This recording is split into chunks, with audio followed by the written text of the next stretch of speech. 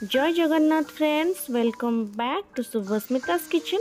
I hope you all are doing well. ଆଉ ମହାପ୍ରଭୁ ଶ୍ରୀ ଜଗନ୍ନାଥଙ୍କ କୃପାରୁ ମୁଁ ବି ପୁରା ଠିକ୍ ଅଛି। ଫାର୍ଷ୍ଟ ଗୋଟେ ଛୋଟିଆ ରିକ୍ୱେଷ୍ଟ ମୁଁ ଆପଣମାନଙ୍କୁ କରିବା ପାଇଁ ଚାହୁଁଛି। ଏବେ ତକ ଆପଣ ଯଦି ମୋ ଚ୍ୟାନେଲକୁ ସବସ୍କ୍ରାଇବ୍ କରିନାହାନ୍ତି ତାହେଲେ ପ୍ଲିଜ୍ ସବସ୍କ୍ରାଇବ୍ କରିଦିଅନ୍ତୁ because we are very close to 100K subscribers. Please guys, it's a humble request. ଆଜି ନା ଘରେ ମୁଁ ମେଥି ଚାଉଳର ଚକୁଳି ପିଠା ବନେଇଥିଲି। ସାନ ବେଳେ ଆମେ ଯେତେବେଳେ ମାମୁଁ ଘରକୁ ଯାଉଥିଲେ ସେତେବେଳେ ସବୁ ଭାଇ ଭଉଣୀ ବସିକି ଆଈ ପାଖରେ ଚୁଲି ମୁଣ୍ଡରେ ପିଠା ଆଈ ଗରମ ଗରମ ପିଠା ବନେଇକି ଦେଉଥାନ୍ତି ଓ ଆମେ ଖାଉଥାଉ। ଏସବୁର ତ ବହୁତ ମେମୋରିଜ୍ ରହିଛି। ଆପଣମାନଙ୍କର ସେସବୁକୁ ନେଇ କ'ଣ ମେମୋରିଜ୍ ରହିଛି ମୋ ସାଙ୍ଗରେ ନିଶ୍ଚୟ ସେୟାର କରିବେ। ତ ମୋ ଆଈ ନା ଆମକୁ ପିଲାବେଳେ ଗୋଟେ ହୁଣ୍ଡା ତନ୍ତୀର ଗପ କୁହନ୍ତି, ମାନେ ପିଠା ଖାଇଲା ବେଳେ ଆମେ ଏଇ ଗପଟା ଶୁଣିବା କମ୍ପଲସରି। ତ ଆଜି ମୁଁ ଆପଣମାନଙ୍କୁ ନା ମୋ ଆଈର ହୁଣ୍ଡା ତନ୍ତୀ ଓ ତାର ପିଠା ଖିଆର କାହାଣୀ ଶୁଣେଇବି।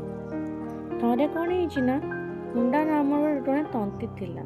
ସିଏ ସହରକୁ କିଛି କାମ ପାଇଁ ଯାଇଥିଲା। କାମରୁ ଫେରିଲା ବେଳେ ବର୍ଷା ହେବାରୁ ସେ ଫେରି ପାରିନଥିଲା ଓ ତା ଶ୍ୱଶୁର ଘରେ ଯାଇ ରହିଗଲା। ତା ଶାଶୁ ଜ୍ୱାଇଁକୁ ଆସୁଥିବାର ଦେଖି ପୁରା ବ୍ୟସ୍ତ ହୋଇପଡ଼ିଲେ।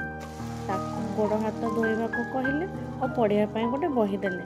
କିନ୍ତୁ ସେ ଜାଣିନଥିଲେ କି ତନ୍ତୀକୁ ପାଠ ପଢ଼ି ଆସେନି। ହେଲେ ତା ଶାଶୁ ସାମ୍ନାରେ ସେ ପଢ଼ିବାର ପୁରା ଭରପୁର ଅଭିନୟ କରୁଥିଲା। ତେଣେ ତା ଶାଶୁ ରୋଷେଇ ଘରେ ଯାଇ ତାର ଓ ତା ସ୍ୱାମୀ ପାଇଁ ଯେଉଁ ପିଠଉ ଟିକେ ବାଟିକି ରଖିଥିଲା ନା, ସେଥିରେ ଚକୁଳି ବନେଇବାକୁ ଲାଗିଲା। ସେ ବାରଣ୍ଡାରେ ବସି ପିଠାର ଚେଁ ଚେଁ ସ୍ୱରକୁ ଶୁଣୁଥିଲା ଓ ଶୁଣି ଶୁଣି ଗଣିଲା ଯେ 14 ଥର ସ୍ୱର ଆସିଛି, ତାମାନେ 7 ଖଣ୍ଡ ପିଠା ହେଇଛି।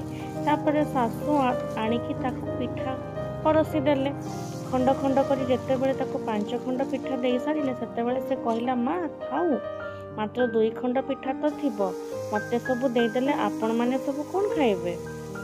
ଏକଥା ଶୁଣି ତା ଶାଶୁ ପୁରା ଆଶ୍ଚର୍ଯ୍ୟ ଯେ ମୋ ଜ୍ୱାଇଁକୁ ଏକଥା କେମିତି ଜଣାପଡ଼ିଲା କି ମୁଁ 7 ଖଣ୍ଡ ପିଠା ବନେଇଛି। ଗର୍ବରେ ତା ଶାଶୁ ଯାଇ ଗାଁ ସାରା ଏକଥା ଡିଣ୍ଡିମ ପିଟି ଆସିଲା ଯେ ମୋ ଜ୍ୱାଇଁ ଜଣେ ଦିବ୍ୟ ପଣ୍ଡିତ।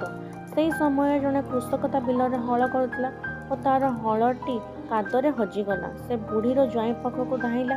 ଏକଥା ଦେଖି ତନ୍ତୀ କହିଲା, ମୁଁ ଆଜି କହିପାରିବିନି, କାଲି ସକାଳୁ କହିବି ତ ହଳଟି ବିଲର କେଉଁ ଜାଗାରେ ଅଛି।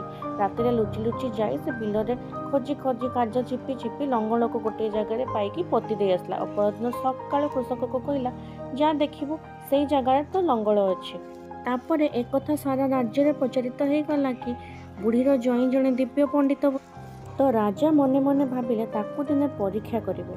ସେଥିପାଇଁ ତାକୁ ଦିନେ ରାଜା ଡାକି ପଚାରିଲେ, କୁହ ତନ୍ତୀ, ମୋ ହାତରେ କ'ଣ ଅଛି? ନ କହିପାରିଲେ ତମର ମୁଣ୍ଡ କାଟ ହେବ ଓ କହିଦେଲେ ତମକୁ ପୁରସ୍କାର ମିଳିବ। ଏକଥା ଶୁଣି ତନ୍ତୀ ପୁରା ଡରିଗଲା ଓ ରାଜାଙ୍କ ଆଗରେ କାନ୍ଦି କାନ୍ଦି କହିଲା, 7 ଚକୁଳି 14 ଚେଁ, ଶାଶୁ ବୋଲେ ଜ୍ୱାଇଁ ସର୍ବଜ୍ଞ, କାଦ ଚିପି ଚିପି ପାଇଲି ଫଳ, ରାଜାଙ୍କ ହାତରେ ମଲ୍ଲି। ଏକଥା ଶୁଣି ରାଜା ପୁରା ଆଶ୍ଚର୍ଯ୍ୟ ଓ ହାତ ଖୋଲି ଦେଖିଲା ବେଳକୁ ମଲ୍ଲି ଫୁଲଟି ହିଁ ରାଜା ଧରିଥିଲେ। ରାଜା ତାର ବୁଦ୍ଧିମତାର ବହୁତ ପ୍ରଶଂସା କଲେ ଓ ତାକୁ ଦାମୀ ଦାମୀ ଉପହାର ସବୁ ଦେଲେ। ଏକଥା ସବୁ ସେ ନେଇକିନା ଏସବୁ ଉପହାର ନେଇକି ସେ ଘରକୁ ଖୁସିରେ ଫେରିଗଲା ଓ ତା ସ୍ତ୍ରୀ ସହ ରହିଲା।